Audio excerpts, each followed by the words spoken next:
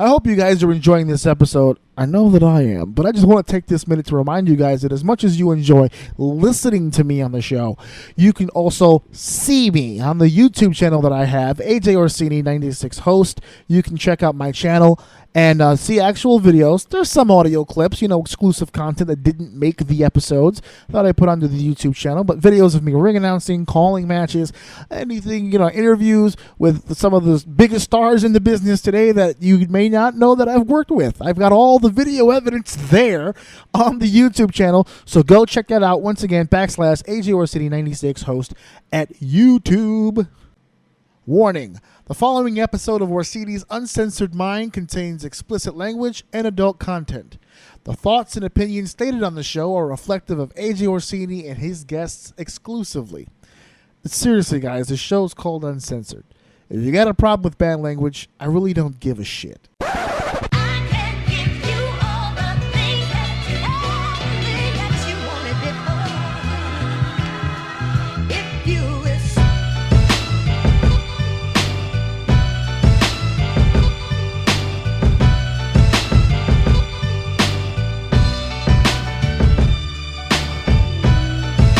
Welcome to Orsini's Uncensored Mind, and now your host, AJ Orsini. How the hell is everybody out there? This is your host, your main man here, AJ Orsini, and I am your host of Orsini's Uncensored Mind, and I am here with episode 46, and I know, just last week I had a guest, my brother, one half of the Brothers of O. He was here in the House of O. We talked, we chatted, but that was a situation that came kind of off the cusp. It wasn't planned, it was surprised, and I just took the opportunity to get my brother on here. So episode 45 was a lot of fun, but episode 46, I am also not alone. I have another guest back-to-back weeks. I hope you guys aren't getting too spoiled here, okay? But episode 46, I have a guest, and I can't wait to get to this person because she's one of the most interesting persons. Yes, I said she. We're making history, folks. One of the most interesting persons I have ever met in the business during my time as a worker, as a performer. She's a lot of fun, and we're going to get to her in just one second. But I noticed you're listening to my show, which means you already know that if you go to ajoum.podbean.com, you can listen to my show. You can get new episodes every Wednesday night at 9 p.m. That's where they all get uploaded, and then they get shoved into other places when I do that. If Podbean's not working for you, because believe me, I've heard the complaints. I have problems with Podbean all the time myself. You can catch the show on other platforms. You can go to iTunes, Spotify, Castbox.fm, TuneIn Radio, Stitcher Radio, Google Play Music, Listen Notes. I am all over the fucking place. You can get your fix of Orsini's Uncensored Mind by going to those platforms. Also, guys, I don't know if you know, it's about to, we're hitting the later end of summer here. It's starting to cool up a little bit. If you want to get your AJ Orsini Uncensored Mind t-shirt, of course, prowrestlingtees.com /AJOUM is where you need to go. It's gray, nice big fat logo on it. It looks sexy. Your wife will love it. Your kids will love it. You guys got to get this. It's only $20. A little more expensive if you're on the heftier side. Even I had to pay the few extra bucks to get it. You can too. The shirt's on sale. Go ahead and get that. An update on the 13 countries. UK and Sweden did join late in the game, but now they're ahead of the game. I've got more downloads now in those two countries, aside, of course, from the United States, than anywhere else, and they're getting that fix on Spotify. Spotify has been a huge bump for me. I've gotten a lot more downloads and listens ever since Spotify. I was trying for so long to get on Spotify, and I couldn't do it. We're late in the game now, and I finally got it. So thank everybody out there for listening and for downloading. And now, without further ado, folks, I have a guest. Now, there was this huge announcement made on Monday Night Raw not too long ago. The WWE having its first ever all-women's pay-per-view entitled Evolution. It'll be right here in my backyard. Well, not my backyard. Right here in my backyard is the Barclay. But all the way on the other side of my backyard is Long Island, the Nassau Coliseum. I was just there for the Kevin Hart show, as you guys know. They're going to do this big thing. Finally, the big stage is going to be allowed for the women to just shine all on their own. So I thought, what better to celebrate that announcement than to have one of the best women's professional wrestlers in the country right here. She's sitting on my couch. She's in the House of O. The answer to your prayers, Miss Ariela Nyx. How you doing, Miss Nyx? I'm doing well. Thank you for that intro. How are you? You know me. I've introed you about 1,000 times in your career, so you know how that goes. You and I've lying called to the fans, telling them how good. I've called your matches. I've ring announced you. I've been all over your career pretty much since the beginning, I think. Yep, you have. Yes. I got into you're a part of the you were a part of the House of Glory students class from way in the beginning, way long time ago, which is when I came in. Yep. I wasn't a student, but I was a staff. I don't even know if I had an official title at that point. Staff. I was doing all kinds of stuff, right? Yeah, I was just staff in a suit jacket, holding cameras and doing promos and whatnot, and that's where you and I met for the first time, and our careers kind of blossomed kind of side by side. I was doing the commentating and ring announcing. You were managing when I first met you, but now you stand before me. Folks, if you're listening, I have yet another world champion on my couch here. The Capital Wrestling Women's Champion. That is you, Miss Ariela Nyx. Yes, you didn't have much time in Capital before you got that championship. I mean, you made your stand pretty fast in this place. That's the best way to do it, right? Just come in and make a statement. Yep. Come in and dominate. There's so much to get to. I usually keep to a format. I told you before we went on the air, I keep to a certain amount of time with these interviews, but we could do this all fucking night because there's so much to talk about with you. Right. You and I have a relationship going way back. We're almost 6 years now of knowing each other. And I want to go back to before those. I didn't realize it was 6 either till literally just now. I just did the math in my head. It's been about 6 right? Yeah. Well, 2012. I think you came into Hog. I came into Hog. It was the end of 2013. Okay, I started Christmas time, right after Christmas. I remember. Yeah, so 5 then. So definitely. Yeah. Wow, time flies, man. It does, especially when you're making towns and winning championships, right? Trying. That's the time in which I knew you, but like most of these interviews that I do, I want to paint the entire story. Now, I want to go back to Baby Nyx. I want to go back way. Yes. I do that with all the interviews. It was Baby Law, then it was Baby Burton. We go all the way back. Now we're going to do Baby Nyx here. Wrestling is not usually, I mean, you're an 80s baby, correct? Yep. Okay.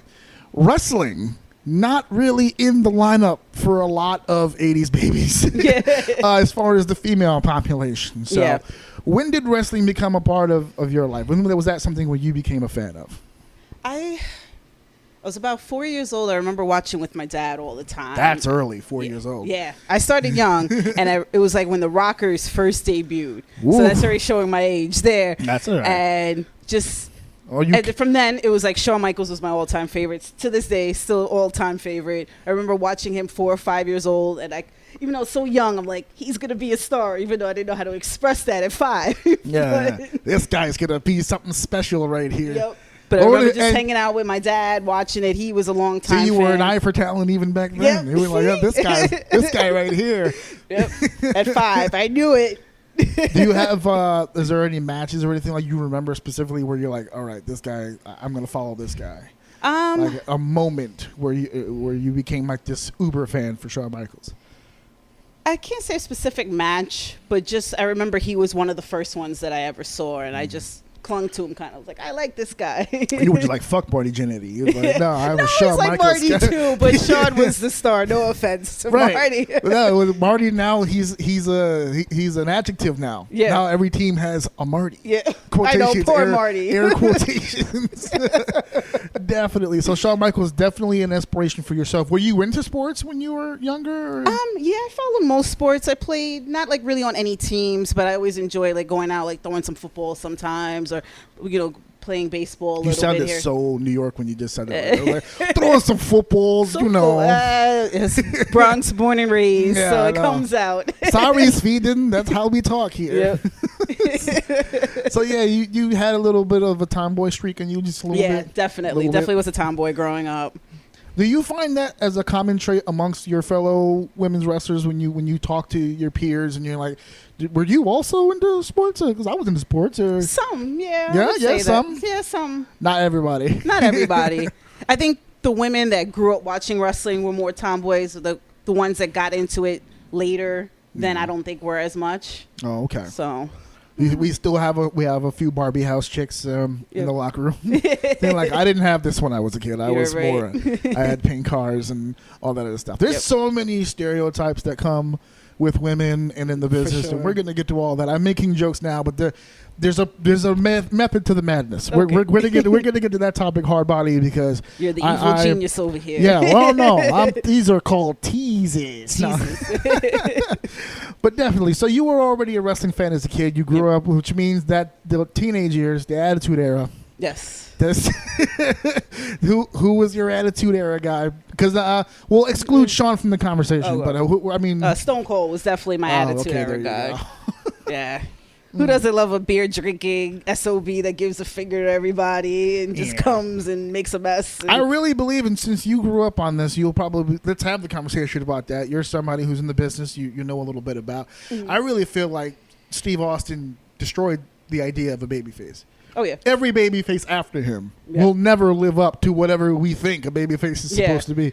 Just think of all the people that held the mantle after him. They were all, they just weren't Stone Cold Steve Austin. Mm-hmm. You know, you ever seen Rocky V? Yes. The one where it was after the brain damage and he's about to retire. Yeah. And then the guy came and they crowned a new champion because Rocky couldn't defend the title anymore. He's got brain damage. He's gone.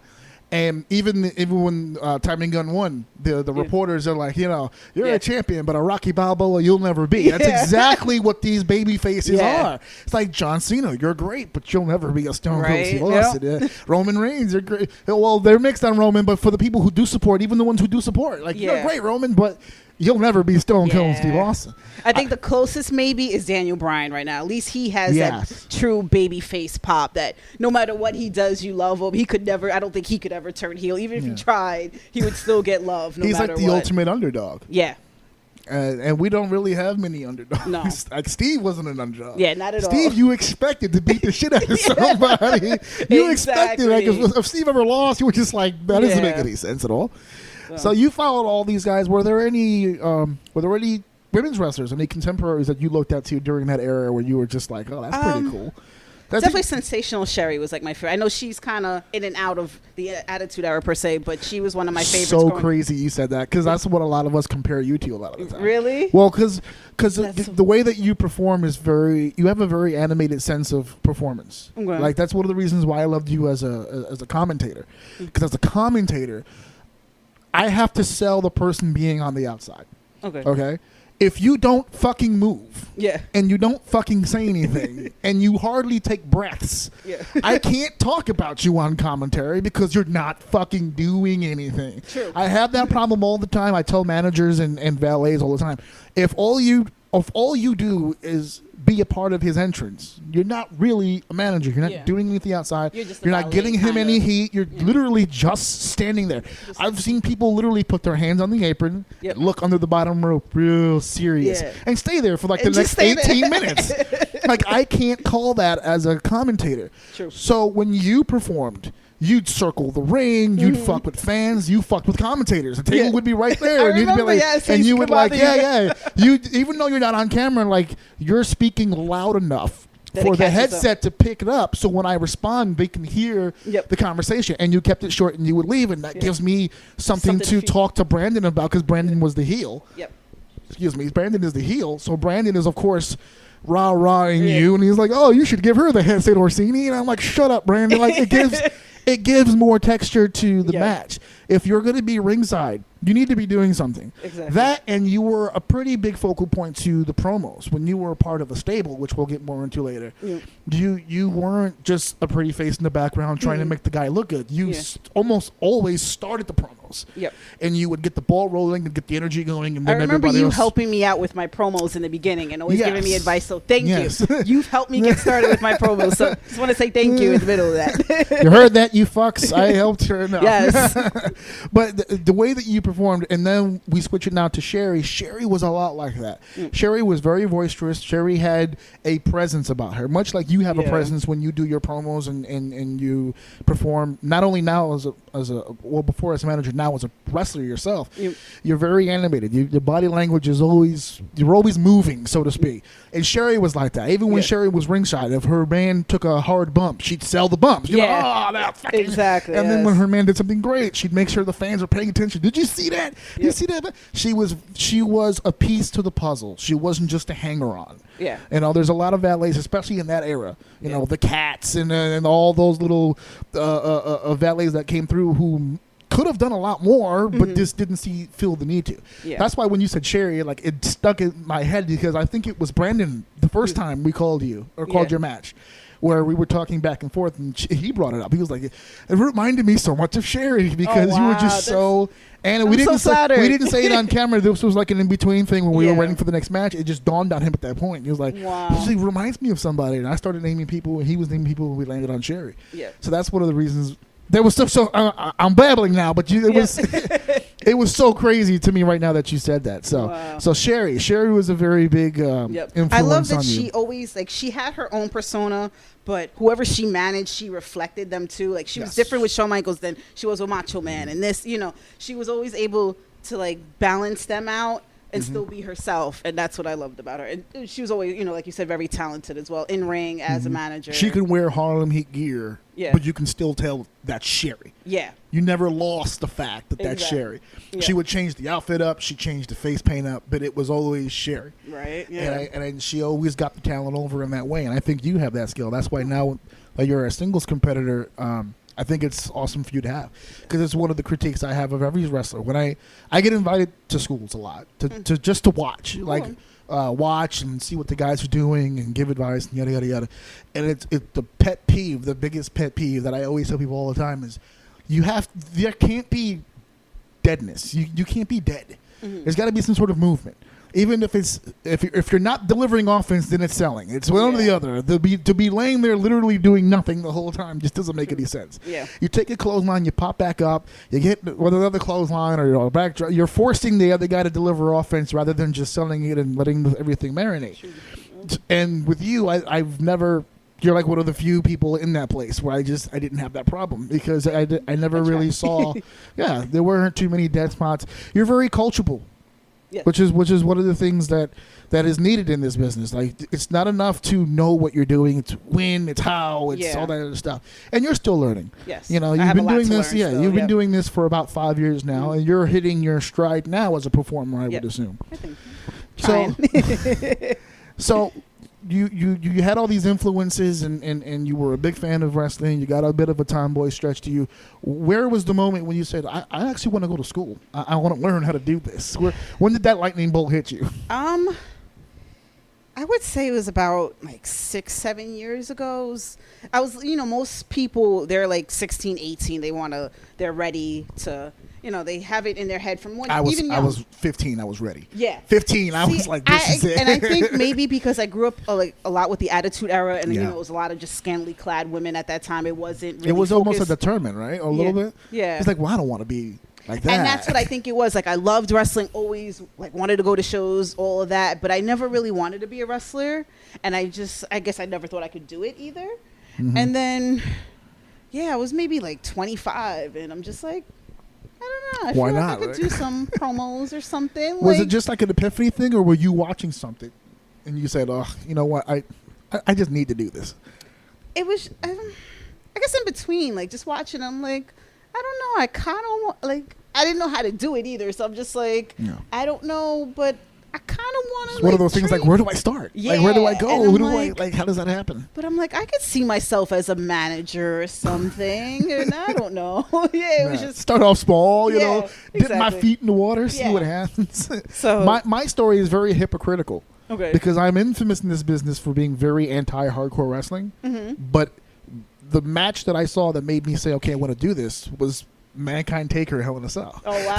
That was the match when it was over, and I was like, that's what I want to do. Because of the response that Mick got. It wasn't really the bumps. Yeah. It was the response he got after. Yeah. When that match was over, live, I'm watching it live, which was a big no-no because I was watching it in my grandmother's house. I wasn't allowed to watch it, but I was watching it. When they were walking him to the back, live, when this was happening, I said, he's a star forever. Yep. He is forever. That match made him forever. People still talk about it until to this day. Yeah, That it's been it's literally been 20 years. Yeah. It's literally It been has 20 been. years. This past June, it was 20 years. And it's still, when he does interviews now, they still ask him about Hell in a Cell. Yeah, that bump. And that's what I always wanted. It wasn't so much the bumps, because even in my career as a wrestler, it was Big Bump City. That was the only thing I was ever really good for people, was taking big bumps. But that respect factor, I wanted that respect factor so bad. So it's very hypocritical, because in the end, I as a promoter and as a booker, like I'm not really a big thing on the hardcore stuff, but it was one of the most hardcore situations ever that made me want to do this. But like you said, it's the whole moment and everything surrounding it. And like you said, 20 years, people are still talking about it. I hope one day people 20 years from now are still talking about this shit. So I only one, you'd only be so lucky in this world, True. But for you, so now you have this epiphany in your mind. You say, I want to give this a try. Yeah. How did you get hooked up with House of Glory? Through Jay Lethal, actually. Okay. I met him as a fan. It was WrestleMania 29 weekend. Him and some other wrestlers were hosting some little show, it was, what do you call it, not an improv, but everybody just talking, telling stories kind of thing. And they were going around. Oh God, I remember that show. I was going to Mania, so I didn't go to that show. Okay. But I remember what show you're talking about. But again. Okay, so we met. So you were there. Yeah. You attended this. Okay. Yes. And so after the show, we got to take pictures with everybody, and he had started following me on Twitter after that. I always tweeted about, right, when Raw is on, I'm always tweeting, giving my opinion, not that anybody cared, but just tweeting. And I remember him messaging me, and he's like, you have a smart wrestling mind. Why did you never do it? And I'm like, I don't know. He messaged you. Yeah, we used to talk every now and then. Okay. We always stayed in contact after that. And he was just like, why didn't you do it? And I'm like, I don't know. And he's like, you should try it. And I'm like, I don't know. He's like, I'll be in New York. He was like, come to House of Glory. He's like, I'm friends with Red. Just come check out the school, see if you like it, and that was it from there. And you went with him, and you were just sold on it. It's like, okay, this is it. I was like, I'm gonna try it. I'm like, who knows what's gonna come from it? Right. Worst case, I'll get in better shape. And if I'm not mistaken, you were the first girl to go to House of Glory. You were the first female student that they had. First student on their shows. There was a couple of girls that were there that trained before me. Like Violet was there before me. I know she debuted after me, but she was training before me. And but you were the first one to debut. You made it to the actual show. You got booked. Yep.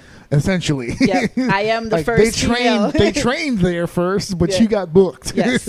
Okay. I was the first female student. So you on win. Shows. No, I win. Yes. Race to the finish. Yep. I win, guys. And plus, Violet came back anyway. Now she's the women's champion, if I'm not mistaken. Yep. So everyone got their shine. So. Yes. So now you're in House of Glory. You're training. You meet my sad ass at this place, and now you mentioned. You mentioned that I helped you with your promo. Yes. So let's talk about the promos for a second, because to me that's one of your strong suits. Thank you. When you first started doing promos, was that something that you adjusted to pretty okay, or you had a hard time? Because you looked comfortable when I started working with you. I only gave you a few tips on content. Yeah. As far as your presence and how you spoke, that was always all you. So was there surprised always a level of myself. comfort there? Not really, because I'm not a big speaker. I don't really like to talk. I'm not a confident person. But I guess I feel like I know wrestling, and I've watched wrestling for so long, and watching people do promos, I guess I just kind of got it. I don't know. Was there somebody in your mind that you were kind of mimicking when you were doing? Heyman, for sure. Heyman, okay. Yep. You know what? That delivery starts to make sense now. Yeah, my beginning delivery is similar. When we first started, because now you sound like you. Well, a lot of people who start off in this business, they always start I'm not gonna lie, folks. This might even be the first time I said it on the show. But when I started ring announcing, for some reason, I was very chimmel. I don't know why.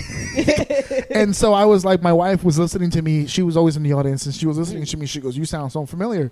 And I said, "I don't know. Let's play it back." And I started listening to the playback, and I was like, "Oh, that's Tony Chimmel. I got to stop." So I stopped, and I tried to do my own voice thing. And then the company I was working with had just developed a championship.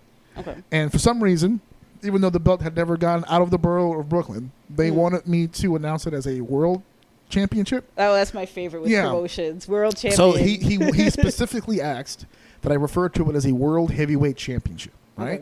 So I said, cool, no problem. So I went out there, did my whole announcement deal, and yada, yada, yada. And I felt good. And then my wife again, that sounded so familiar. I was like, oh, shit, did I chimmel again? So I went back onto the DVD again, and I watched it back. I didn't chimmel. I David Penzered it. Oh, wow. I did the whole world heavyweight championship. I was like, okay, no, it's not good. So in the beginning, I kind of had to find myself. Yeah, and that's what it is. Yeah. Like, At what point did you start to find yourself? Was it a couple of promos in? Was it a year later? Because you felt I think it was a few promos in, especially when we made the transition from when I left Alex Mason and joined Ken Broadway and Cash Flow. I think that's for those really keeping track. We're in the House of Glory days right now. Yep. So you were working with a talent called Alex Mason at the time, and then you were switching over to Ken Broadway. Yes.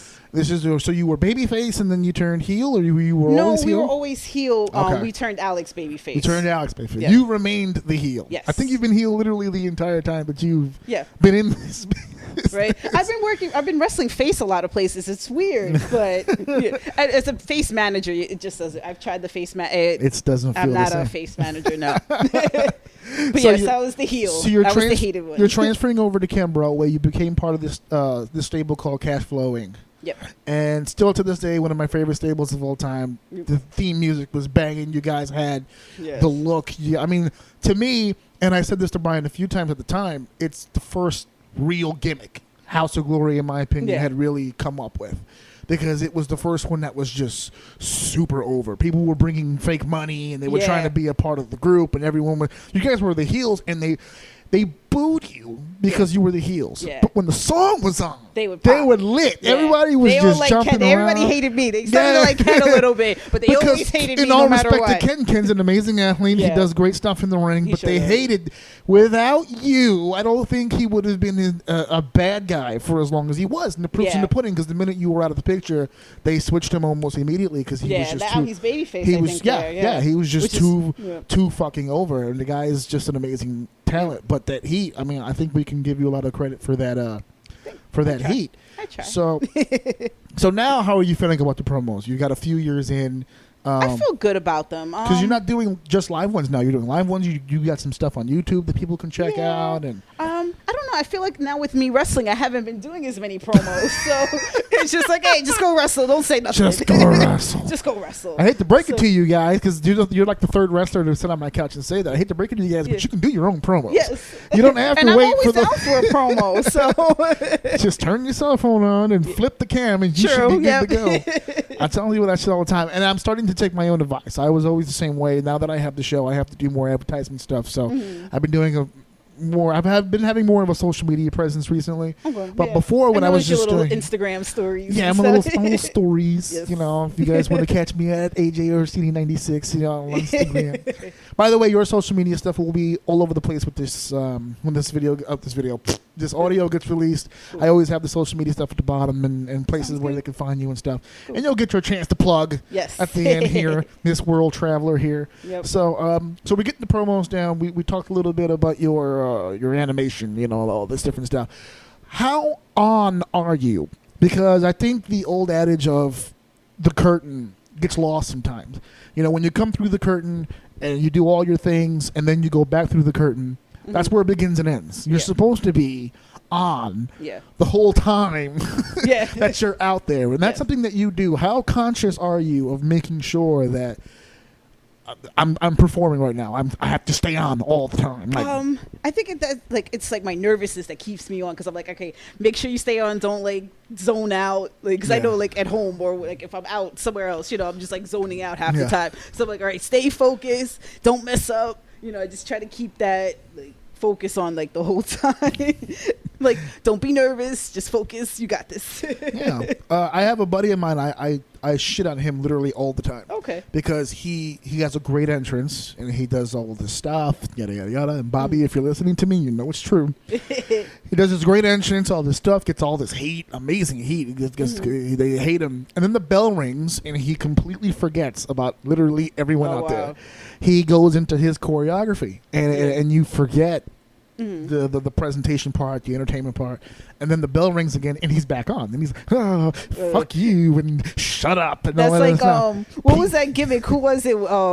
Festus, I think. When you hit the bell, he would go crazy. Then you ring the bell again. It's literally like that, because what happens is that people get so, like you said, it's very nerve-wracking. Yeah, I think sometimes fans lose track of that. They assume that you've been doing this for years. So what happens is that once you get in the ring, there should be money. Yeah. But what I think fans sometimes forget is that if even if you've been doing it for years, every audience is different. Yep.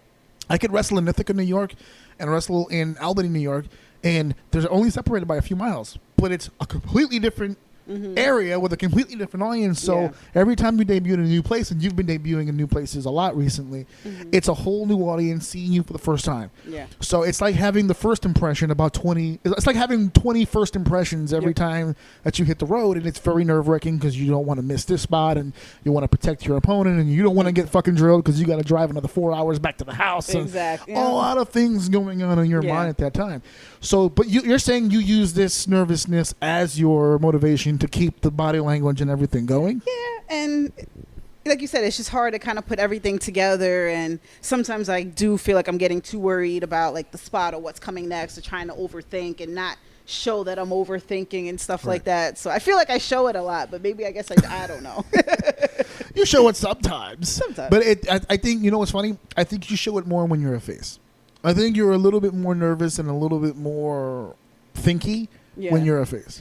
I think when you're a heel, you're in fucking cruise control. It's easy. Like, you're in face, because I'm like, all right, what can I do and not be heelish because about it? Because you want to get the crowd behind you. So it's like, and now you're learning as a face how incredible it is to have the right heel in front of you. Yeah. So you've been the right heel for people for so long. So now that you're a face, you got your fingers crossed, hoping that heel you're going against is going to help you out here. And that's like the biggest job of the heel, is to get the baby face over. The only job for the heel, for those of you listening, the only job you have is making sure that these people hate you and love them. Exactly. That's what the job is. I know it gets muddy sometimes for people, but that's the actual job, and you've been really good at that for a long time. Have you had situations with fans outside of the actual matches and shows and stuff? Like, are fans really starting to pick up on what you're doing?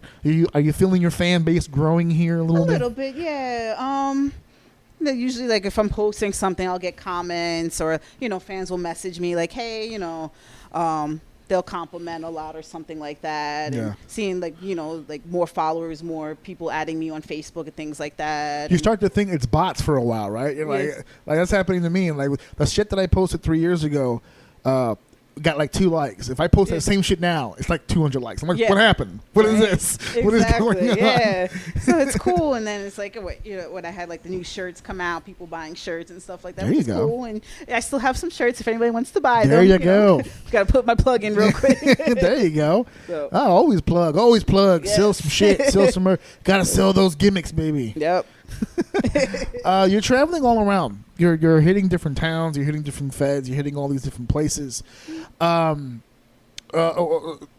the fans here. I mean, where can they catch you? I mean, you're doing Jersey, obviously, with Capital Wrestling. Are you doing anything in New York? Are you going to PA? I know you did some stuff from was it Mass? Yeah, I was in Massachusetts recently. I'm going to be in Jersey twice next weekend with Capital, and then with Pro Wrestling. I'm making my return to Pro Wrestling Magic Sunday, the 12th, that is. Right. Trying to think what else. I'll be with the standalone. Well, how many places have you been so far? Because we'll plug at the end of the places you're going to be. Where are the places you've been so far? For those of you idiots out there who haven't caught her yet and missed it, here comes the places right now. I've been through the tri-state area. I've been furthest down is Virginia. There you go. Massachusetts. I know I did Canada once alone, so that was with House of Glory. So I've been mostly just northern and east coast. Canada's fun. I like Canada. I want to get back there. Where in Canada, whereabouts were you guys? It was Toronto. Toronto, yes. Toronto. We did one show up if there you're a few listening, years Toronto, ago. You have a wonderful town. Yes. I love Toronto. It is a beautiful city. It's so great. I don't remember like 72% of it. Yep. It was such a great time over there. But yeah, so you're traveling around, you're doing all this stuff, man. I'm gonna get off of the wrestling for just a second. We're gonna get back, but I'm gonna deviate just a little bit. For those of you wondering, I'm keeping this woman completely on her toes. All of my interviews, they have no idea what I'm gonna ask. I don't prep them with my questions. All I ask is if there's anything off the table, and luckily I've been very blessed. All of my interviewers have all told me, "Yeah, come on, bring it." So I'm gonna fucking bring it. You and I have something in common. And I think it might have been one of the things that got us communicating very early when we met each other. You refer to yourself as the biracial angel. Yes. Right? And you're very proud of that. That's something that you've said on multiple times. Biracial implies two. Yes. I am myself more than two, so I use multi. Are you just two? Or just two, Italian and black. Italian and black. Okay, see, I have those two plus Puerto Rican and Chinese, so it gets. So you have that nice. I'm very confused in here. So that's a heritage there that's very important because that's something you wear on your sleeve. You're very proud about that. Talk to me about that. Is there any involvement you have with the culture of any side? Like, which one's the Italian and which one's the black? Dad is Italian, mom is black. Hello. Chocolate fever over here. Yeah. There you go. Good job, Dad. I can relate to both. My parents split up when I was young, so I lived with my mom. So I guess I relate more to the black half, I would say. Okay. The Italian half, we're more Americanized. Like, my dad doesn't speak Italian or anything like that. Okay. My grandmother did, but I never learned it. He never learned it. So we're more Americanized, but we love our Italian food. So there you go. I said the same thing. I have 4. I never picked up any of the languages. Right. And when I'm asked, they're like, why? It's like, because all that shit going on, I can't learn 5. Yeah. Well, I thought I couldn't. My son's learning 4 right now, dude. Yeah. Kids can pick up, I read something like 4 languages, but I can't even fathom that shit. First of all, he's learning English, obviously. He's 3. But then they got like a Chinese class. Wow. There's a Spanish class. And they're doing sign language things. That's awesome. It's a daycare, bro. I'm like, what the fuck's going to happen in kindergarten? Right. He's going to have to learn. He's going to have to go to the stats class with me in college. Wow, yeah. For like the entrance. They have an entrance exam for fucking kindergarten. It's ridiculous. Wow. I don't know. For those of you outside of the U.S. hearing this shit, please help me because I don't know if is this supposed to happen like this? Does it happen in your country? You let me know. That's awesome though. If he's learning so much so young, but like, and that's where it registers. Under but the age he of hits 4. me with it. So it's like randomly, you see, because she's in my house right now. You guys can't see, but I have a section of my living room with literally just toys. He owns this entire fucking apartment. Yeah. But he'll be sitting on that mat over there playing with toys, and he'll be like 1, 2, 3, 4, 5, 1, 2, 3, and he does it in English and Chinese, and then he starts doing like language signs like this is giraffe and this is frog, and I'm like, what the fuck? And I'm like, me speaking English. Yep. He gonna be cursing you out another language and you're not gonna know. And my wife speaks Spanish, so the two of them are just gonna. I'm fucked. Yep. That's why I'm hoping baby number 2 is a girl. She doesn't want to hear that, but baby number 2, I'm hoping is a pregnant? girl. No, she's not pregnant. I was like, wait, I didn't know that. I'm saying the plan on the table plan. is for her to be pregnant again. Okay. Yes. But I'm rooting for the other one because she's got her teammate. I'm outnumbered here. I was so excited when I had a kid, when I had a boy, because I was like, yeah, I'm gonna have a partner. Got the teammate, here. but nope. Nope. He's on the other side. He pushes me away, tells me, no, I want mommy. Oh. There it is. There you go. How about you? Were you a daddy's girl too? Yeah. Yeah, a little bit. A little bit. Because you said you lived with your mom, right? Yeah. So I'm sure you guys butt heads. Definitely, of course. That's the female tradition, right? Exactly. Yes. But I know that there was a time like my dad and I didn't get along with him, I guess, just not understanding their divorce and kind of blaming him but not really knowing and stuff. Yeah. So they was young, right? Yeah. But grew up, understand, and we're like closer than ever than now. So that's awesome though. Yep. I mean, you still close with both of your parents. Yeah. You have any siblings? I have a half brother. My dad remarried. So my brother and I were 9 years apart. Younger. Yeah, he's younger than me. So you kick his ass. Yep. Essentially. We never, it's funny. You women are so violent to your little brothers. But it's ridiculous. See, I was always good to him, and we never lived together. So that's probably why we never you weren't close enough to kick his ass. Yeah. So I lived as an only child, but I have a sister, so it was the best of both worlds. We're very close, and I never beat him up. We weren't that close. Okay. Yes. Yeah, we never lived together. So I'm not gonna lie. A lot of the stuff that I used to do in the ring, we're all testing on my siblings too. Yep. So it's all right. It's all right. How does your parents feel about your career of choice here? Dad was excited because he loves wrestling. Mom was kind of at first. I mean, she comes out to some shows sometimes, but just mom worried to get hurt, things like that. Did it change her opinion of it when she saw it? I mean, I'm sure on paper she's like, well, I don't want my daughter to get hurt, but then now she's seeing you do it. Yeah, and it was funny, she came to my very first match at Hog, and then she came when I won the Primetime championship, and she was like, you've gotten better, you seem more confident. So I'm like, she doesn't even know wrestling. But so you want a belt, and you bring it to your mom, and like, look, I'm a champion. She's like, well, you've improved. Yeah. She was there for the match, though. So she saw okay, all right, yeah, there you go. But show that support. Yeah, she likes it, but it's still at the same time like, oh, that looks like it hurts, and just be careful and all that stuff. But she's opened up to it a lot more. My mother was so excited when I became a ring announcer. Yeah. She was so stoked. She was like, "See, now you can do the business without taking any bumps. You're good. You're good." I know my mom will be super excited if I make that transition to non-wrestler. Yeah, I think she liked it better when you were a manager. Yeah. Maybe not so much having a whole building boo her daughter, but at least you weren't getting hurt. Exactly. I told her to boo me. I was like, call me a whore, ma, whatever you want. Just boo me. Don't cheer me. Yeah, I was actually going to bring that up. But actually, let's transition back because that's actually a very good point. When we use the word heat in this industry, right? I mean, it's an insider term. Yeah. There aren't many insider terms left where the fans don't dabble and basically fuck it up on the internet because they don't know what the fuck they're talking about. Like the word bury. Yeah. Bury has like almost no value to it at all anymore now because you can win the world fucking title and be champion for 400 days, but if you lost on Monday, you're buried. It's the worst fucking thing in the world. But there is one word that I want to talk about here with you, and that's heat. It's a very important word for you because you're a fucking heat magnet. But you get a different type of heat, and that's not just you. For some reason, when it comes to heat, guys get one type of heat, and then girls get a completely different type of heat. Guys, when they do heel things, they get booed. Boo, you suck, I fucking hate you. Yeah. Cool. When you get booed, yes, you do suck, and yes, I do hate you, but you're a bitch, you're a slut, you're a whore, you're no longer just a manager when you get heat. Now you're the dirtiest fucking woman who's ever lived on the planet. And how do you turn Shayna off and deal with that? Because I'm sure if you were at Starbucks and someone called you a bitch, they would get a reaction. Yeah. Different than the ones if Ariela was called a bitch. You understand where I'm going with this? So how is the transition for you? Like, is it a mental thing with you where you're able to turn off certain idiots in the audience and who maybe take this thing a little too far? I try to tune them out as much as possible. Like I feel like, try to feed off the heat. Okay, they're booing, they're mad, but when they start with all that stuff, I just try to tune it out because some of it's funny. Like sometimes there'll be one or two times I'm like, I can't believe they just said that. What's the worst thing you've heard though? I don't know. Because I have personally heard you sitting ringside hear some ridiculous shit. Yeah.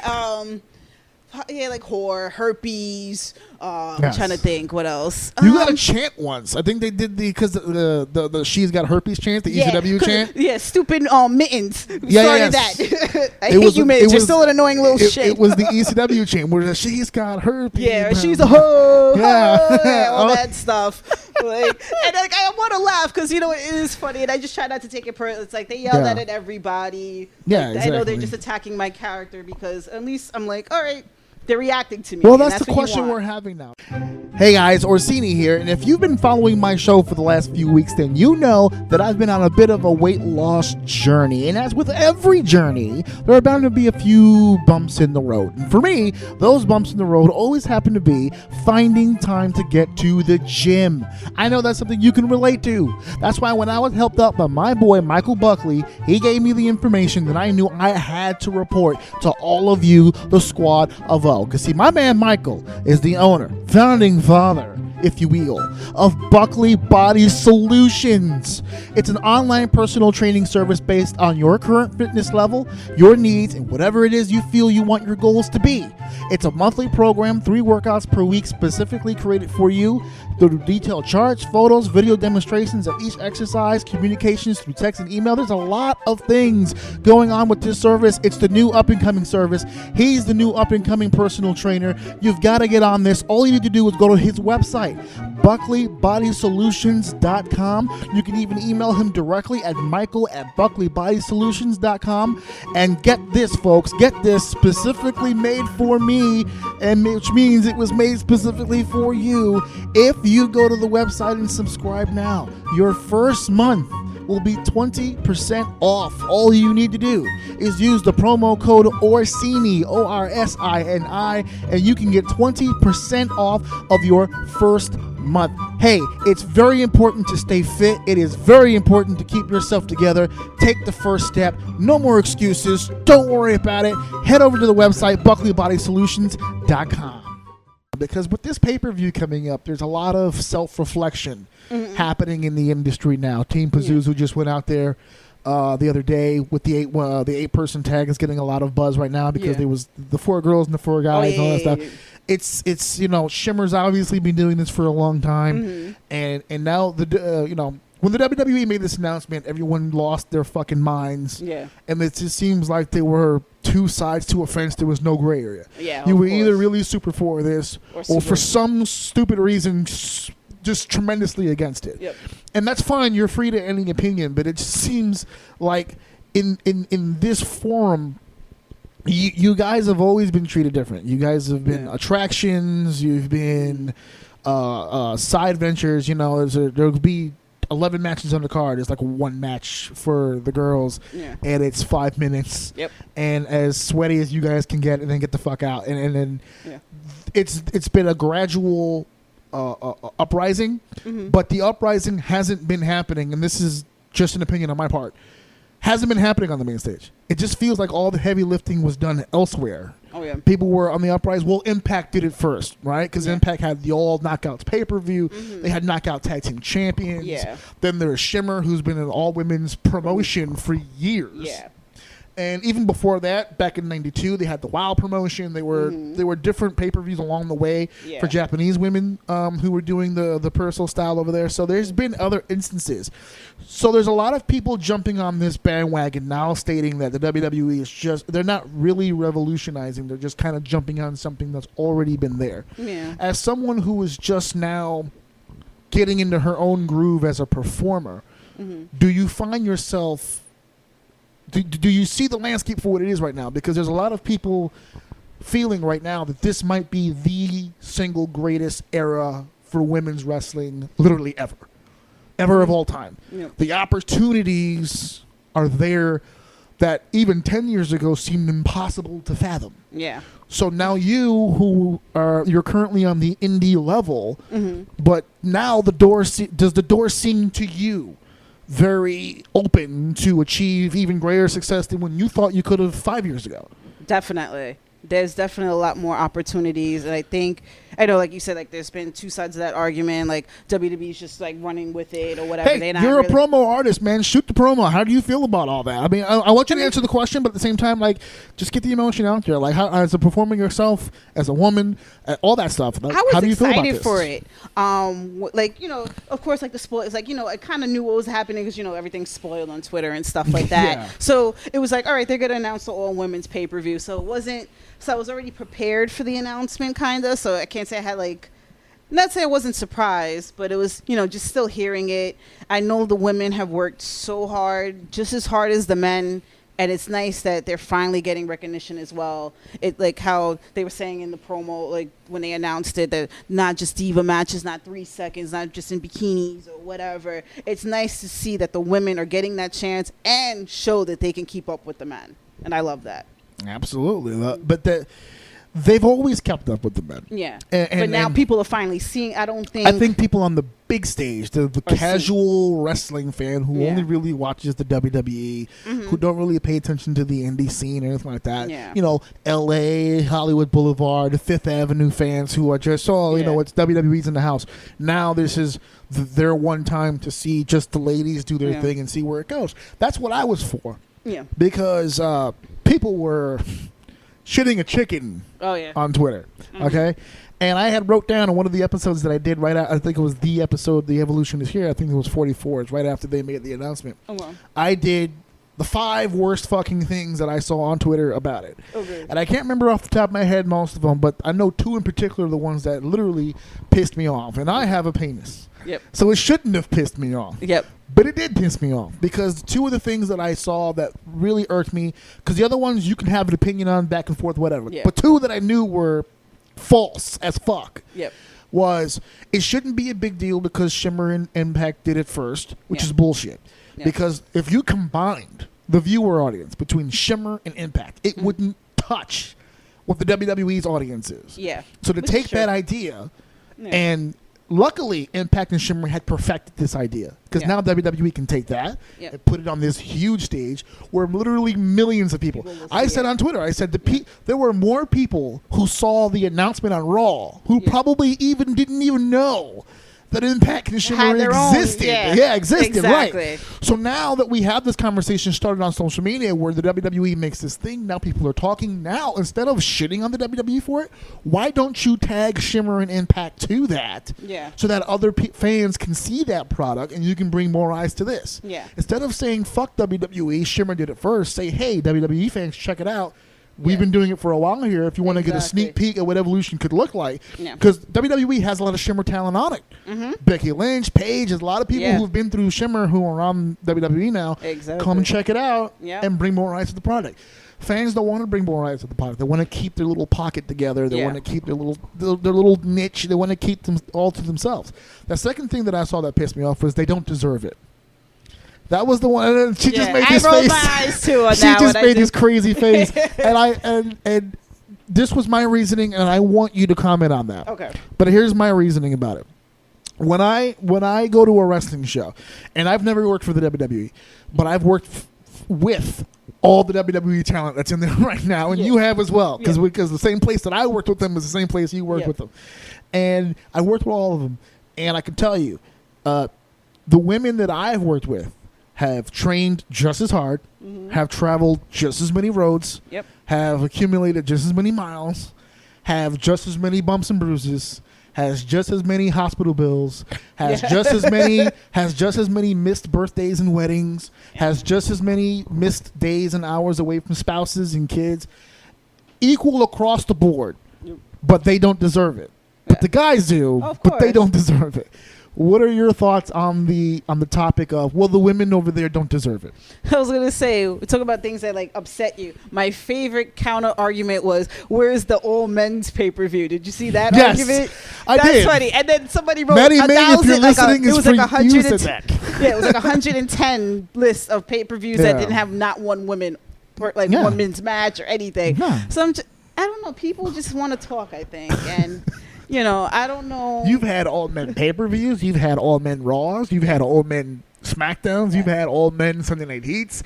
You've had all men Superstars. You've had all men 205 Lives. You've had all men literally everything. Exactly. But where's the all men's pay-per-view? Where's the all men's pay-per-view? I don't know. Go to the network. You can see a bunch of them for $9.99. Yeah, exactly. Check the network. Somebody wrote a list, and it was like at least 120 that had not one woman. So I was like, all right, there you go.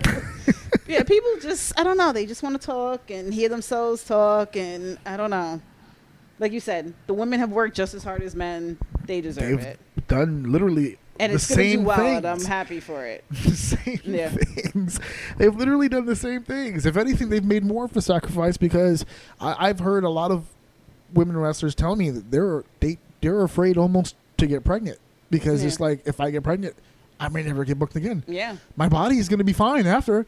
But no one sees me as the same. And then you lose your spot and stuff like that. Because I felt that way. Not that spot. Some women lose their jobs. Yeah, that too. They lose bookings altogether from guys. Yeah, exactly. Even like when I took my hiatus, I was just like, oh, I'm gonna come back and. You know, it's going to be like I'm going to literally have to start over. And, you know, what if nobody wants to book me and all of that. But, you know, I've been lucky. So, you know, actually, let's talk about that because that's a little bit of a success story. I have you on the show here, and I'm not here to blow smoke to anybody. I don't need to. Yeah. I'm not in a position. You can't help my career in any way. So yes, I can. That's actually true. That's actually you're helping my career right now with this episode. Oh, but but you did take a hiatus after you left House of Glory, and I'm very proud of you because a lot of people who leave the company, because in New York City it is the company, and not just New York, but every state kind of has that company that runs that state. Yeah. People say the territorial days are gone, but I really don't believe that. I've traveled around enough to know that it is still kind of territorial. Yeah. And each state kind of has like that company, that fed. And when you leave, it's very hard to pick up and muster on and have that strength on. How nervous were you after making the decision, okay, this is not a good atmosphere for me anymore. No. I have to move on with my life and my career. What happened during this hiatus? Well, you were gone for a while. You took a break. Yeah. Because I left Hog. I wrestled for a little bit, and then I took like my complete hiatus. I at the time was just dealing with depression issues, and I wasn't focused. I wasn't training. I wasn't putting the effort that I felt needed to be put in. And it's not fair to other people that are working, busting their ass all the time and training, a couple times a week, going to the gym, putting all this effort. And then I'm just there like, oh, whatever, but I'm still getting booked. And I didn't think that was fair. And I was like, I want to get my shit together first, and then get myself refocused, and then I can come back and, we'll see what happens from here. Right. So, I was worried about it in a sense, like, because at the time I wasn't sure if I wanted to come back. So I guess I wasn't really as worried, like, what's going to happen to me. But I'm like, let me just fix myself first. And then whatever happens, happens. And in order for Ariela to exist, you had to fix Shayna. Yeah. That's what it was. Yes. Hey, listen, I've been there twice. Yeah. Okay? And this is why you can call it arrogance. I don't really care. I'm confident enough in my abilities to know that if I want to be here, I will be here. Mm-hmm. And I didn't always have that. The first time around when I was in this business, I left and I thought I was done. Mm-hmm. Because when you're running hard for forever, when you stop, people have short-term memories, and it's like, okay, well, he stopped, he's done, and people forget you. And thankfully, I had guys like Brandon and a lot of personal friends in the business who never really forgot me and kept me in mind for things, and I've been very blessed with that. So I was gone literally 5 years. Wow. Because I was with my wife. We were going through a lot of personal issues, not like we were fighting, but like literally life issues, like rent and money and jobs. We were transitioning. Life gets in the way sometimes. Life gets in the way sometimes. And so when we were stable again, and literally had my friend come over and say, listen, we're doing a Fed, we're doing a thing, we'd like to have you on board. And I did it, and that was it. It all started up. And literally a year later, I met you, and I was at Hog, and forget it, that was it. When I left Hog, and when I left Hog and literally all my bookings. Like, it was all in the same summer. Yeah. Because that's when school kicked up. So it was just like, I have to make a decision down the line. Mm-hmm. I've been very blessed in the sense that I haven't been forgotten by that. Yeah. So when I started doing the show, even like in your case, I sent you a message. It's like, hey, I'd love to have you on the show. I to be honest with you, I don't know if I would have gotten you on the show had I not already known you for 5 years. It's like, you want me to go where to do what? No, I'm all set. Thank you. I'll call you on Skype. But like these kind of relationships, like the one made me travel to Brooklyn, people. Yes, Brooklyn. She went through three boroughs to get here. She did that. I'm assuming she did it because she likes me. So okay, he's all right. He's all right. He's a cool guy. But so it there's that relationship there, like not just us, but like in general. Do you feel like you're more a part of the fraternity now than you were when you were at Hog? Because that was always my thing. I just want to be one of the boys. I just want to be part of the fraternity. Yeah. I want that respect. I want somebody to look at me and be like, yeah, he's good. Yeah, I would say that too. Are you getting that vibe now? Yeah, and like you said, people didn't forget about me when I left. Right. It was funny. I've had a couple promoters like, hey, you taking bookings? Like, no, I announced that I quit. Checking in, like, so you're still out? Or? Yeah, so it was nice. And like even coming back, people are like, I'm glad you're back. It's fun. I still have fans commenting, when are you coming back to Hog? I'm like, they remember me from Hog? Like, it was so long ago. And, like the storylines have developed so much there. I'm like, I can't believe fans remember, which is nice. And they have no remembrance of me. Huh? The Hog fans. They do. Not of me. Really? Of you, yes. Okay. Not of me. How can you not remember AJ? None. Wow. You were more hated, I guess, because you're like, in commentary. I don't know. I was a backstage guy. That's why. Yeah. That's why. It's funny because Brian pumps me. Like, he was so important and he did so much things for us. But everything that I did was behind the scenes. Mm-hmm. Like, you can tell more of a story of how important I was to Hog during that transition period than literally anybody, because you were there behind the scenes. Mm-hmm. Like, the shit that I did. Yeah. Like, you know what it took, like the way that I wrote things out and the way that I did commentary and ring announcing, the way that I helped with the actual shows. Yeah. The fights that I had with Brian Excel for certain talent.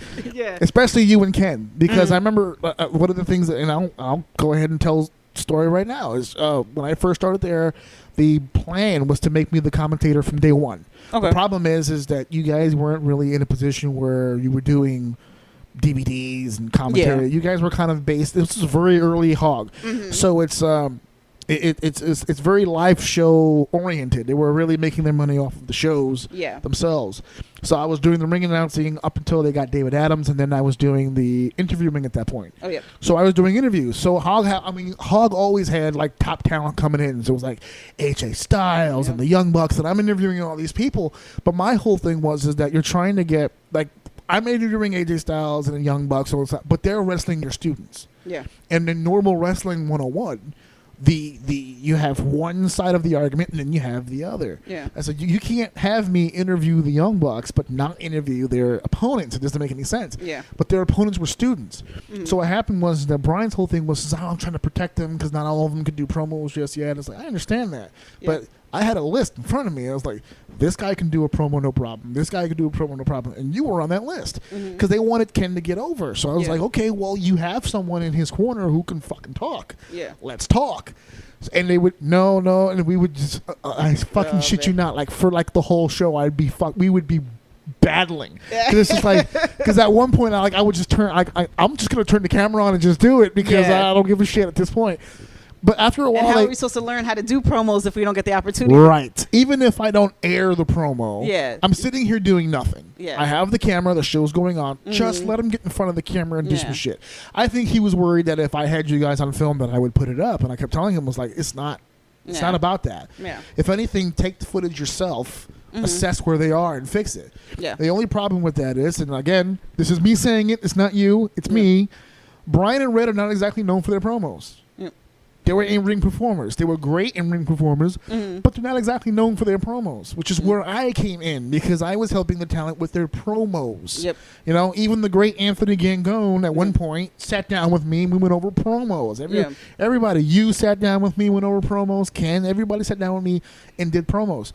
So I was trying to get him on board with that. So there was always battles, but you were always top 5. Okay. There was always like a group. There was a small splinter cell of like, even back then, like the young days of people who were at least comfortable enough to speak to the camera and then coachable enough to do your one take, cut, and then I would be like, okay, fix this. That's great, but then do this, and take away this. Yeah. And then you would do it. Yep. Like you did it, and there were a few that did it, but you were like the only girl we had. Yep. Which must be the story of your entire fucking career. It's just like, oh, I'm the one girl doing it. Anyway. Yeah. And yet still better than most of the fucking roster that was there. So let's talk about, because you said you won the Primetime Championship. How many championships have you held? Minus the one you currently hold. Some have 2 championships right now, Primetime and Capital. Both? Yes. Current Primetime as well. Yep. You got dual belts. Yes. And you didn't bring any of them to my house for photo ops. Oh, I'm joking. Capital's in my car. Go get it if you want. It's in the trunk. I hope it's the trunk. Don't leave that in the back seat. Yeah, no, it's in Brooklyn. The trunk. It's okay. Okay. So you are the current Primetime Wrestling Women's Champion. Correct. Yep. And the Capital Wrestling Women's Champion. Correct. I'm trying to be correct because sometimes these companies have weird fucking names. Yep. It's the Knockout or the Women or the Y Chromosome Championship. I don't fucking know. Y Chromosome. Yeah. Oh my God. There's some weird fucking belts out there, man. Oh, Jesus. But so you got 2 championships now. You're the first dual champion to sit on my couch. So there we go. We're making that official. Yep. Mike Law, you might have to step it up, bro. The ECWA Heavyweight Championship's not enough anymore. I'm sorry. And the last interview I did was Ronnie Burton, the guy that you know about from wrestling over in Capital Wrestling. And let's talk a little bit about Capital Wrestling. You've been there not long. You haven't been there long. You came in, you did some interview stuff with them, which was great, and then you basically became the champion. I went to Athens, Greece. Yeah. Won a tournament. Yeah, there you go. Beat 3 women in the same night. The old Rio de Janeiro storyline. Yes. It was Athens, Greece. Thank you. Oh, okay. Athens, Greece. You beat 3 women in one night. And that made me the inaugural Capital Women's Champion. There you go. And for true those story. Exactly. Not only a true story, but we'll add to the story. You've had your first successful title defense. I sure did. And then who did you defeat on this show? Corinne Mink, the Golden Girl herself. Oh, not that golden. She didn't walk away with the gold on that night. True. So. And Primetime Wrestling, that's located where? In Jersey. Also in Jersey. Yep. Like Midway or like also Northern Jersey?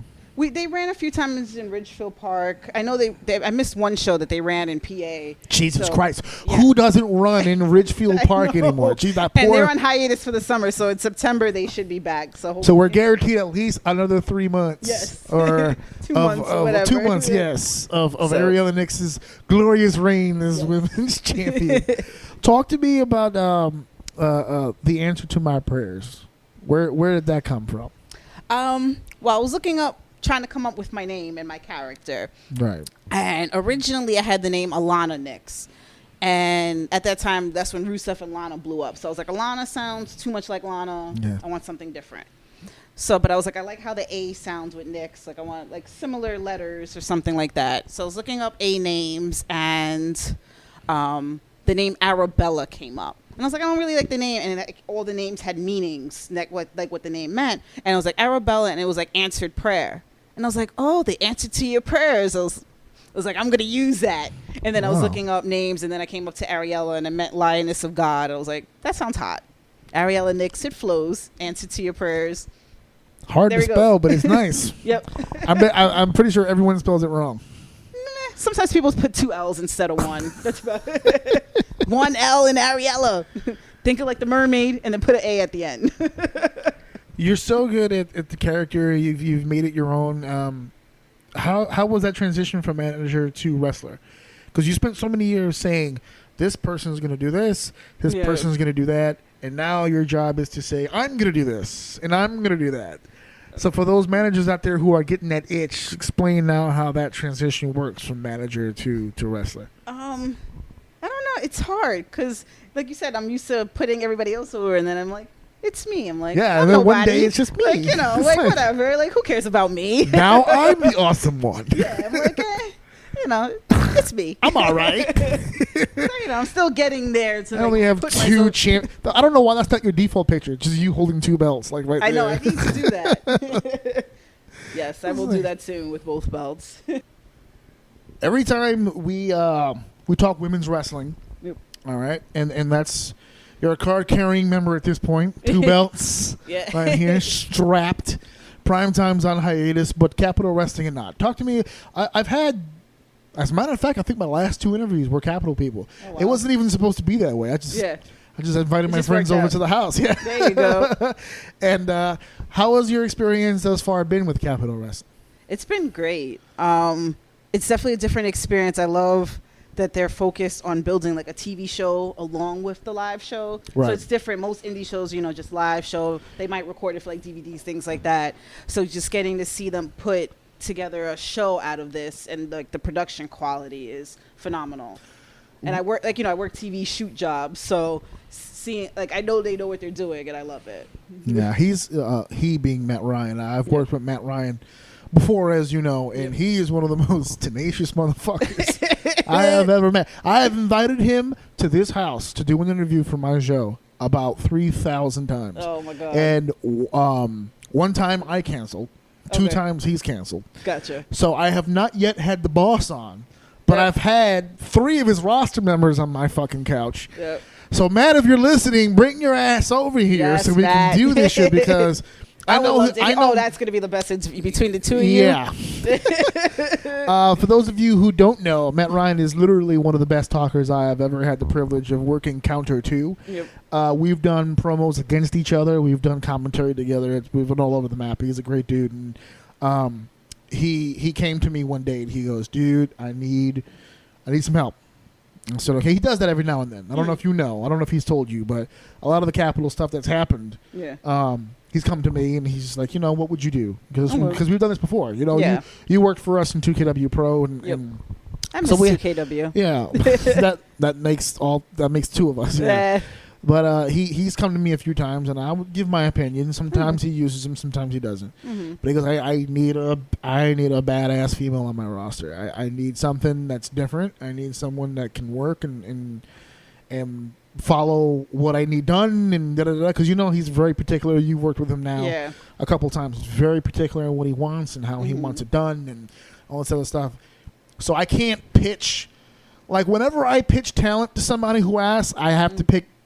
I always try to pick the person that fits to what the person is asking for. Exactly. Not so much the Just best talent. names. Yeah, I can't just throw. Yeah, because some people will be like, "Oh, I got a whole litany of people." No, I want to be specific. So we spoke for like 30 minutes, and he was like, "I need this." There's only one, my brain said one result popped up. I said, "You got to call Ariela Nyx," and he's like, "Oh, I don't know because of the heat," because he still works with Hog. Yeah. And I'm like, "Listen, does Brian work Capital? No. Yeah. Then." And as far as I know, there's no heat with me. There isn't. There isn't. That's just why I'm trying to tell him. I was like, you're projecting all the wrong emotions. Listen, you want to book your company the right way? You want someone who's going to go in there and kick ass and get in front of the camera and not shit herself and all that kind of stuff? And call Shayna. Yeah. And he was like, okay. And he hit you up, and that is as far as my involvement was. And the next thing I knew, you got me booked. You're on TV and you're wearing the championship, right? And I'm like, and my wife goes, "Oh, she's doing really good." I said, "Okay, but she's doing good. Yeah. I didn't do that." And that's the story of literally my whole career. Well, I just point. You just point. I just point. And but you point to the right direction. Yeah, because so like talent. I remember Montekia. Yeah. Before Caveman and Monty and Josh Clyde and Evander James all went to House of Glory, they were in the Bronx, just fiddling around doing shit, and they were like, "I don't know, we got to take this to the next level. I got to figure something out." Yeah. So I called Brian. I said, "I got a group of hungry kids that just want to do shit." I said, "Would you take them?" Because at that time there was like a little thing going on between quote unquote Bronx people in House of Glory. And I said, these guys are really talented. If you got them and they committed to you, they're going to be huge for you. And then he was like, all right. And the next thing you know, they're all over the place. So I want you now to give me your opinion on where Ariela Nyx goes next. You're traveling around. What's the ultimate goal? What's the point to all this? Where are you trying to head to? Overall goal. I mean, reach high here. I mean, the door, like you said it yourself. Door is open. Now, so where do you want to go? Goal, I would say WWE. That's WWE. Is There's no other answer. Yeah. Seriously. There's no other answer. Yeah, that's like that would be the ultimate goal. I grew up watching it, like I said, since I was 4 years old. Exactly. Of course, I would love to be on that stage. Your dad would shit a chicken. Yeah. If you wound up in the performance center and you were able to pop on he would be like the proudest dad. I would see like how Ric Flair, you see how proud he is every time Charlotte comes out. It's so adorable. He literally cries every time he sees it. Literally every time. That would be my dad. He'd be like, oh my God.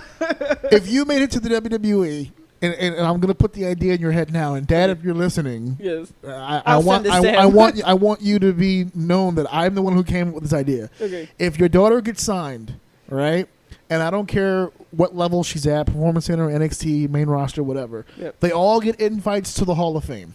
Yep. If she does not take you to the Hall of Fame as her date, as her +1, she's failed you as a daughter, okay? All right? I'm the one saying it. She needs to, at least for the first year, year. Yes, I will bring Dad to the Hall of Fame. Because I don't want to put your marital status out there for public. I'm just going to assume that you're doing your own thing. But Dad needs to get the first ticket, okay? At least the first one. Yes, all right, Dad. The first one to go, and he can see all of his legends. And yes. Because your dad's going to put you over. That, Dad's going to put you over every handshake. My daughter's she's an NXT superstar. He does that all the time. Like, he just tells everybody, oh, yeah, she's a wrestler. She's it. Like, it's so cute. I'm like, oh. You know what you got to do? Here, if you really want to get brownie points with your dad, check it. Because they can't see it, but if you notice on my wall, I have my first 8x10. It's covered with cards right now, but it's my first 8x10 with my traditional point. And I like autographed it, and I have all this different stuff. I have 2 copies of that. My wife has one; she put it up there. And my mom has one in her house. And in that picture right there, I mean, when I gave it to them, forget it. They were just like I felt like a big superstar at that point. Yeah, you've got 2 belts sitting in your fucking house. You need to take the 8x10 right now, the 2 belts right there. Boom, autograph that, send that in for the birthday gift, baby. It's like the championship gift right there. Right, you're at the top of your game right now. Yes. Are there?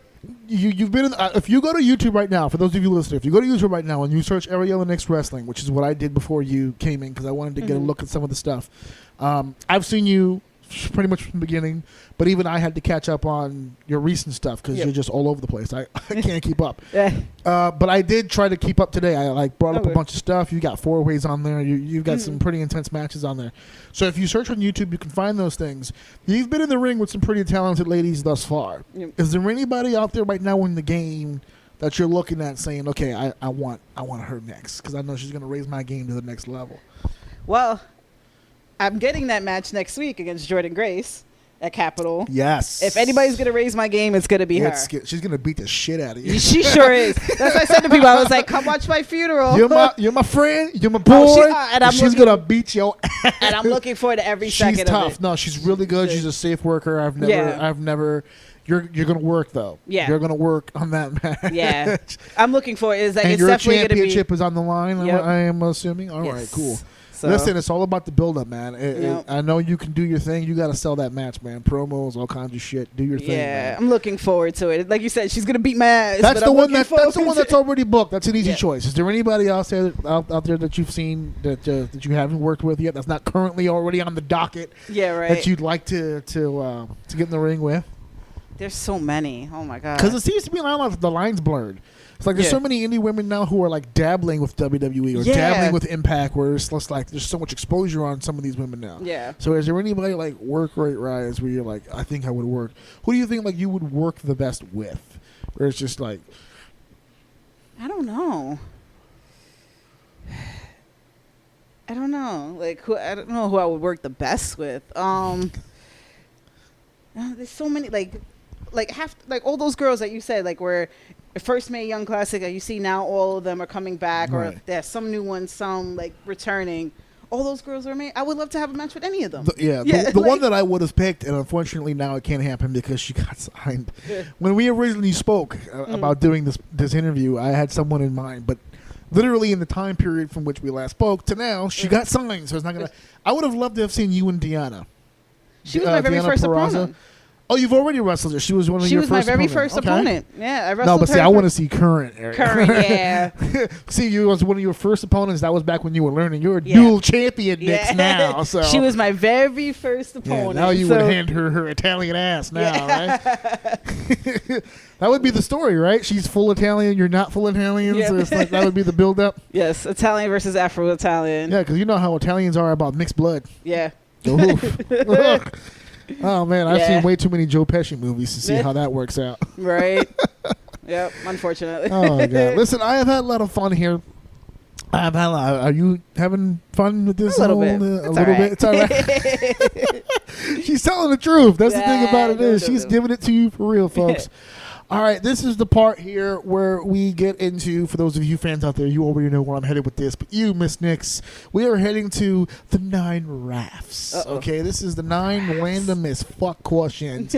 I've been doing segments with the show recently because I'm trying to be more professional now because I'm on Spotify and all this other stuff. Yep. So I've got like these little jingles, and you can't hear it now, but I'm gonna add them in later. When you listen to this back, you'll hear like a little thing, and it's gonna happen right here.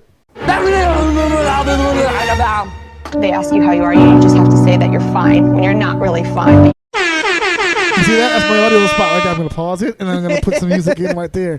And these are the 9 rafts. Rafts meaning random as fuck. These questions are... Actually, for you, there is one question in here that was wrestling related. I try to do at least one for everybody, so you got your one.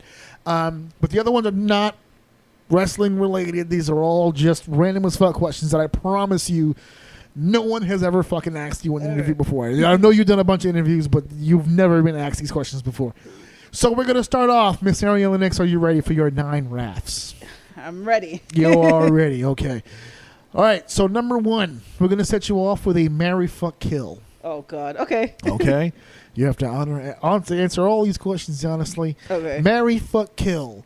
Walmart, Target, Kmart. Marry Walmart. I don't know. Fuck Target, I guess, and kill Kmart. I don't know.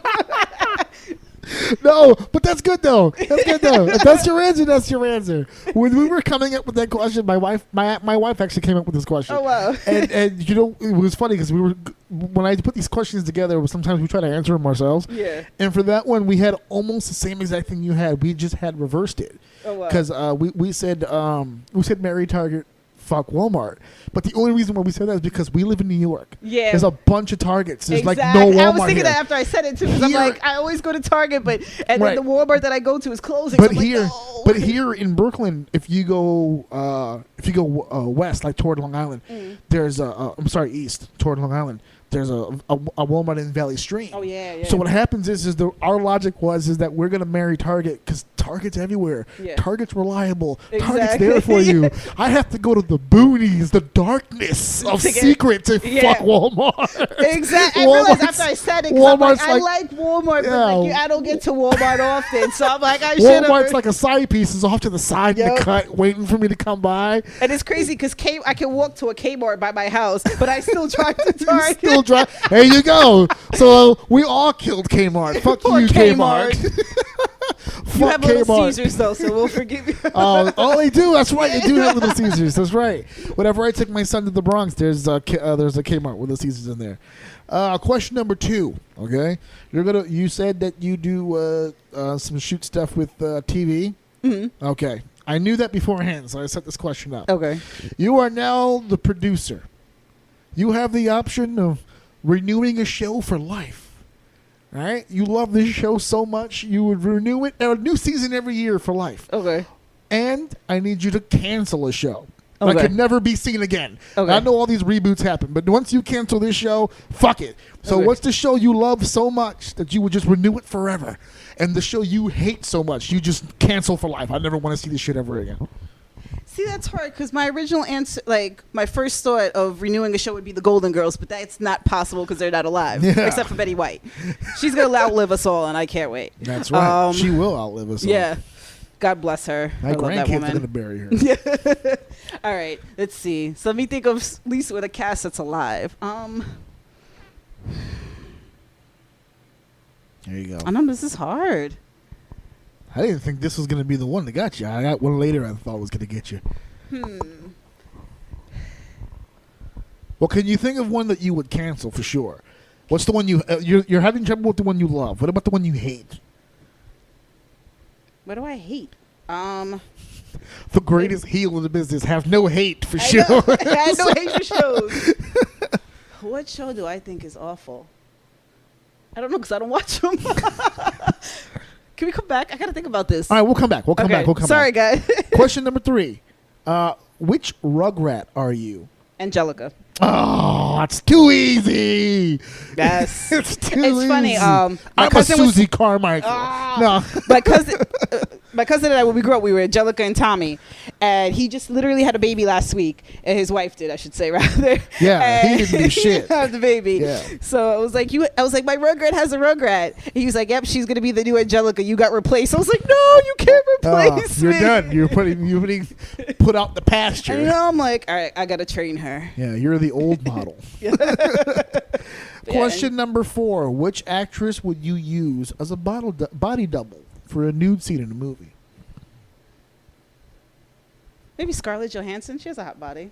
She does have a hot body, but she's significantly paler than you are. True.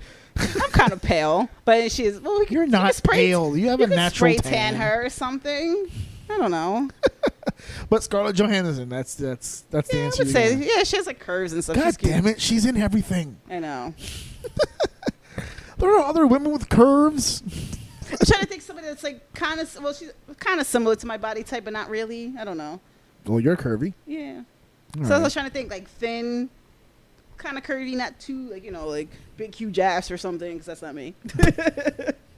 Top heavy, so Scarlett works. Yeah. There you go.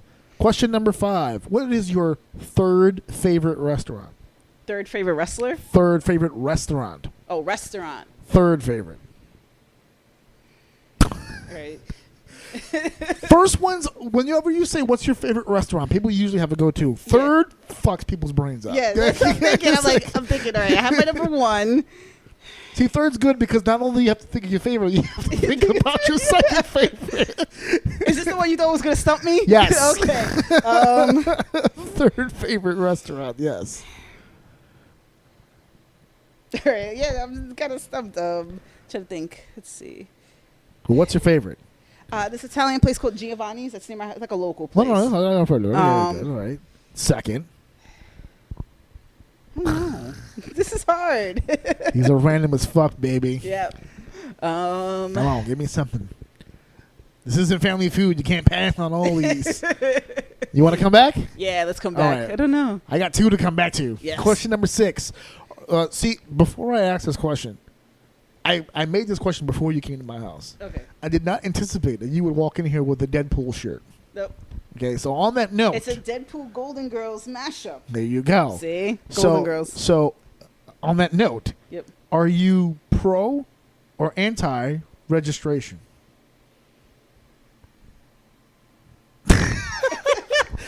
We are mind-fucking her tonight. Am I pro or anti-registration? Yes. I know you know what that means. Yeah. I don't know. Come on. I don't know. We're coming back to Neither. all these. Neither? You're just going to run to Canada like Luke Cage did?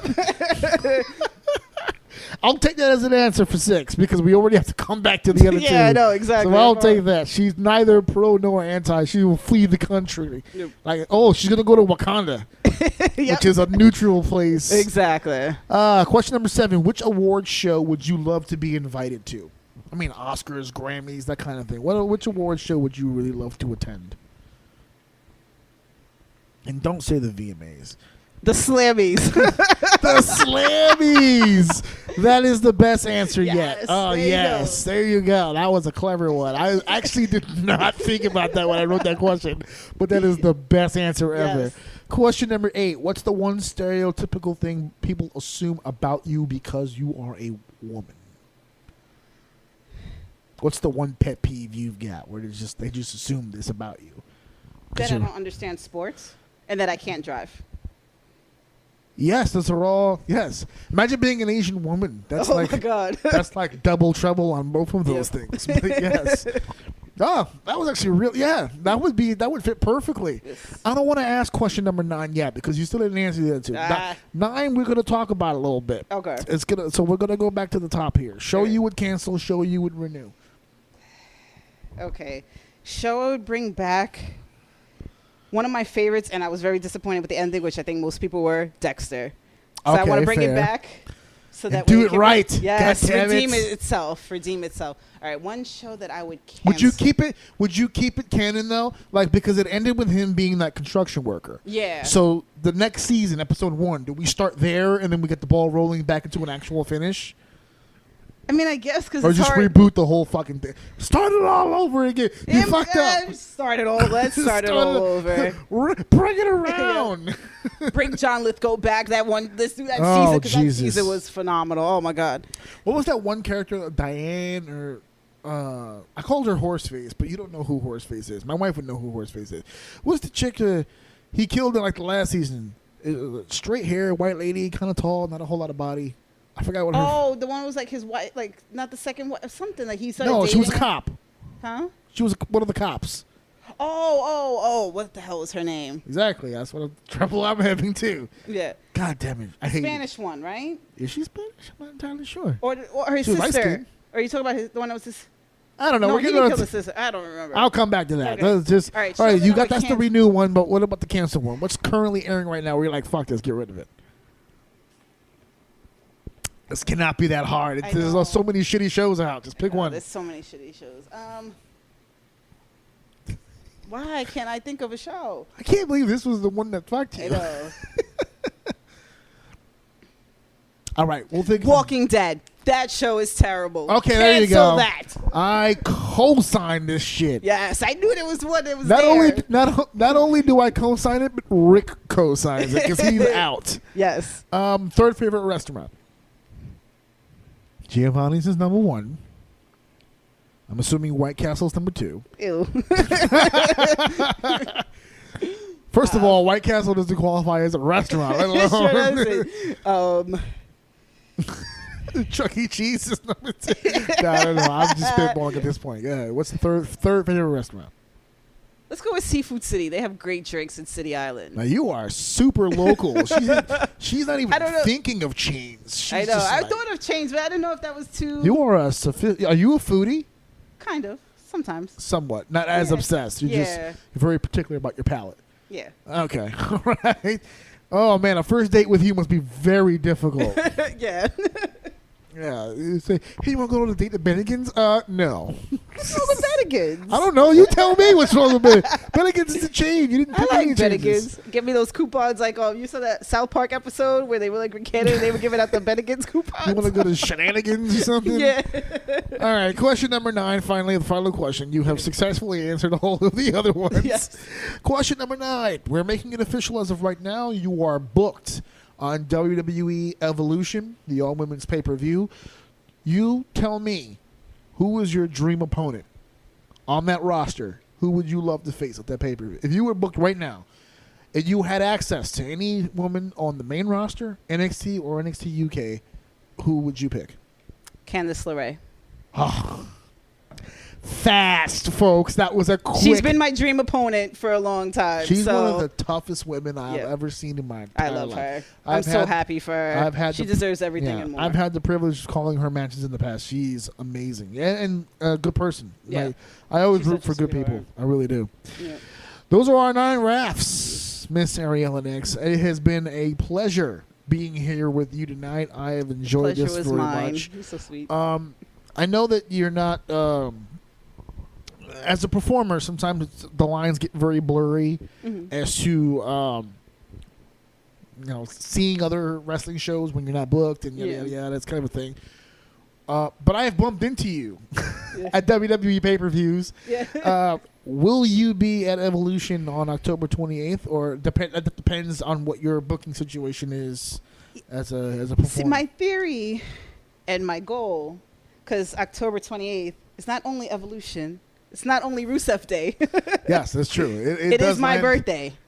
Wait, that's the actual day? Yes, October 28th? October 28th is my birthday. Really? So WWE extra work, If you're looking for some extra hands, folks, that's the goal, to get extra work. Somebody needs to be either backstage or something. I can stand there. Oh, you did tell me that. That's why I was making the No Way Jose joke from before. Yeah. But there won't be any No Way Jose on this pay-per-view. No, I can just stand in the background somewhere.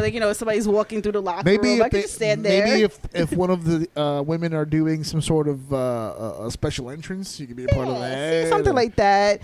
Battle Royal, perhaps, if you're going to do like a pre-show Battle Royal or something like that. Exactly. Nia Jax can throw me around. Listen, I just want to get on the card, man. Nia's recuperating. She won't be involved that I know of. Oh, really? Wow. Maybe by October she'll be better, but she's currently on the injured reserve. Yeah. Oh, wow. That would suck. I think they need Nia for that show. Yeah. I think it's all hands on deck. I hope all the women are healthy enough to be on the show in some capacity.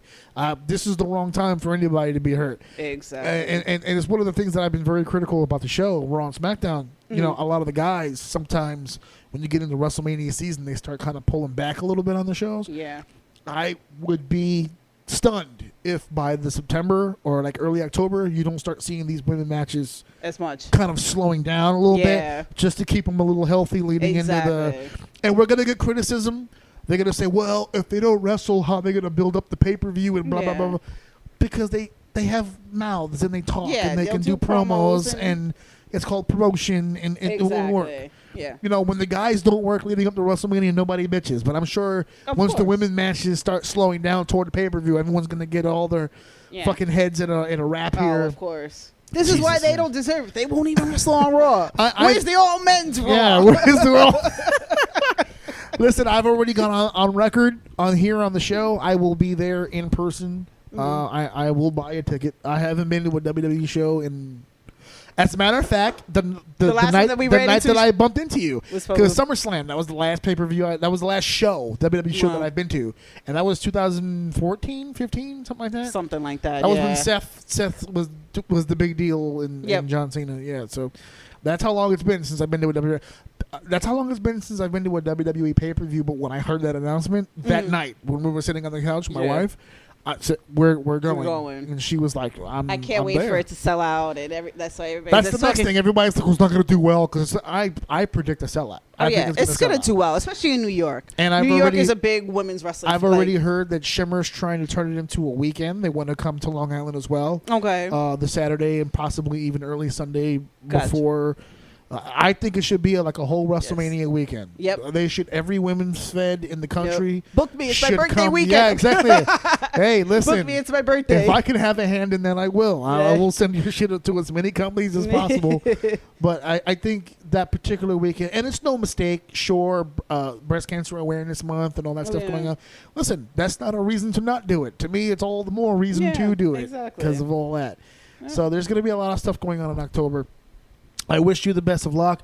You've got 2 championships to hold and defend. Yep. I know Jordan Grace is coming around the corner. Yep. Yeah, I know. That title for dear life. Start trading. Yeah. Oh man, thank you so much for traveling all the way out here and being on the show, folks. At the bottom of this video, not the bottom of the description of this video, excuse me, is all the social media stuff. Is there anything else, your shows coming up or any events that you'll be attending you want them to know about? Next 2 will be Capital against Jordan Grace and Pro Wrestling Magic. I'll be in a triple threat against K-Trade and Corinne Mink. K-Trade, another one that I've been with since the very beginning.